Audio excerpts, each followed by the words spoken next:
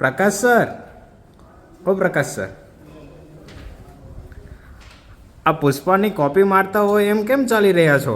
કોણ પુષ્પા? અરે ભાઈ, પુષ્પાની કોપી નથી મારતો. અરે ખભો ને, ખભો તો એટલે નમી ગયો છે કે આપણે મોક ટેસ્ટ જ એટલા દળદાર એટલા વજનદાર બનાવ્યા છે. એવું તો શું છે કે જે પેપર આટલા બધા વજનદાર છે? અરે શું નથી, આવો તમને સમજાવો.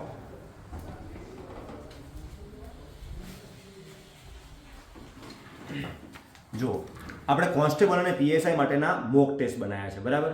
તો કોન્સ્ટેબલની અંદર 200 માર્ક્સનું પેપર હોય, 200 માર્ક્સના વિગતવાર પ્રશ્નો તો છે જ, પણ એનું સોલ્યુશન પણ આપણે આપ્યું છે અને 300 માર્ક્સના પીએસઆઈના પેપરના પણ આપણે સોલ્યુશન સહિત આપ્યા છે. જો બતાવો કઈ રીતનું છે. જો આ આખું આપણું પીએસઆઈનું પ્રશ્નપત્ર છે, જેની અંદર ટોટલી એના વેઇટેજ પ્રમાણે પ્રશ્નો આપેલા છે અને બીજું એની સમજૂતી પણ આપણે આપી છે. મેથ્સ રિઝનિંગની શોર્ટકટ પદ્ધતિ પ્રમાણે આપણે એની સમજૂતી આપી છે અને જીકેની અંદર પણ તમને ટોટલી કન્સેપ્ટ સમજાય એ રીતે આપણે એની સમજૂતી આપી છે, બરાબર?